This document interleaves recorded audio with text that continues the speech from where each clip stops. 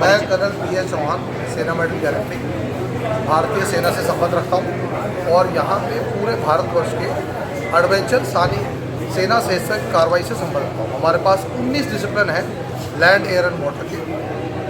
आज हम लोग सारे उपस्थित हैं दिल्ली स्टेट कयाकिंग करने के समारोह में। भारत की संभावनाओं के बारे में, भारत एक देश, नदियों का देश और हमारे आने वाली एक चुनौती और एक अवसर जिसमें पानी की क्रीड़ाओं में हमारी प्रतिस्पर्धा बढ़ती जा रही है और इस प्रतिस्पर्धा के साथ में हमारी उपलब्धियाँ आज इस मंच के माध्यम से जो दिल्ली स्टेट कयाकिंग कानून ने इन क्रीड़ा स्पर्धियों का हौसला अफजाई और मान सम्मान का समारोह रखा है, ये एक पायदान बनेगा संभावना का बाकी पीढ़ियों को भी क्रीड़ा, जल क्रीड़ा के ऊपर और उपलब्धियाँ जाएँ। संस्था द्वारा अंतर्राष्ट्रीय स्तर पर मेडल जीता गया है सर, नौका वाहन, क्या कुछ कहना चाहते हैं? बिल्कुल सर, हमारे लिए बहुत गर्व की बात है कि एक हमारे पास विशेष, जिन लोगों को पहले अपलांग बोला जाता था, इन लोगों को विशेष संभावनाओं में एक मान सम्मान की परिस्थिति बना दी। जब बाहर जाके भारत का प्रतिनिधित्व करते हैं,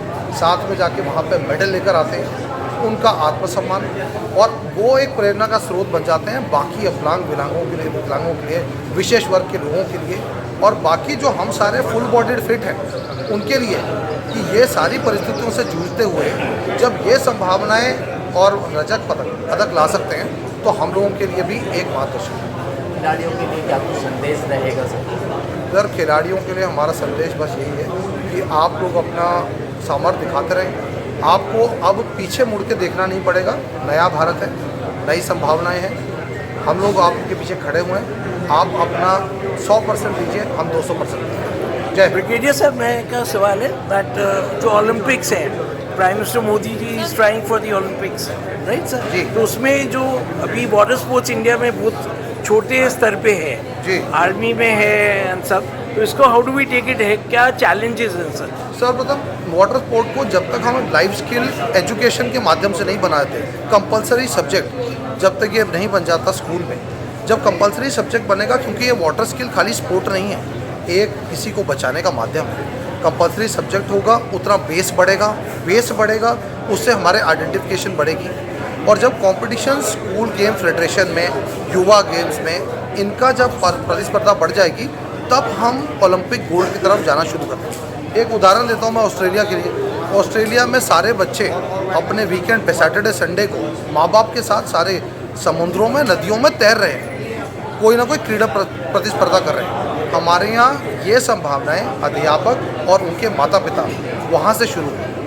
अच्छा, दूसरा चीज़, अभी हम लोग जैसे अनिल राठी जी से बात कर रहे थे और दूसरे प्लेयर से, तो उनका था कि इंडिया में इक्विपमेंट का एक तो इश्यू है, तो इक्विपमेंट में जैसे आर्मी वगैरह में तो ठीक है, बट जो प्राइवेट क्लब्स हैं उनके लिए क्या, आपके लिए what is the way forward? Equipment का काफ़ी समय तक हमारे पास इम्पोर्ट ड्यूटी बहुत हाई थी। ज़्यादातर इम्पोर्ट 90% इक्विपमेंट बाहर से आता है। अभी सामर्थ्य बन रहा है, जब तक संभावना नहीं होगी तब तक उतना नहीं जानेंगे, पर काफ़ी एक नए माध्यम में स्पोर्ट्स और एडवेंचर के ऊपर 100% ड्यूटी एग्जम्प्ट कर दी गई। ओके, धन्यवाद। चौहान साहब, जिस तरीके से क्रिकेट को इतनी बड़ी मान्यता दी जाती है, नोटों की वर्षा होती है, लेकिन जो वाटर स्किल्स है, जो खिलाड़ी जीत कर आए हैं, सरकार की तरफ से उन्हें बुलाकर किसी भी तरीके से धन्यवाद नहीं दिया गया। ये भारत की बड़ी विडम्बना है। अगर आप देखें, क्रिकेट को स्थापित हुए हमारी आज़ादी से पहले का टाइम, पर उसको इस पायदान और इस सीढ़ी पे आने के लिए भी 70 साल लगे।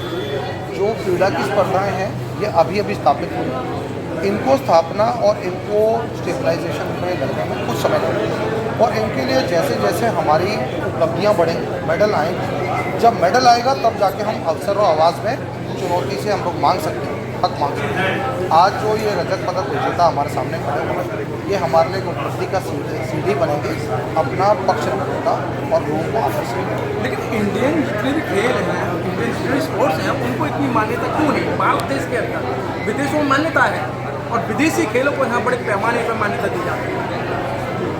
हमारे यहाँ अभी धीरे धीरे पहल हो रही है कि जो प्रतिस्पर्धी और क्रीड़ा स्पर्धी जीत के साथ जुड़े हैं उन लोगों को ज़रूरी जगहों के ऊपर निर्देश करने का मौका मिला। एक योद्धा जो मेडल लेकर आया उसके अंदर जो तेज और ज्वाला है, अगर जाके एडमिनिस्ट्रेटर भी बैठता है उसकी समझ उस क्रीड़ा की काफ़ी अलग है।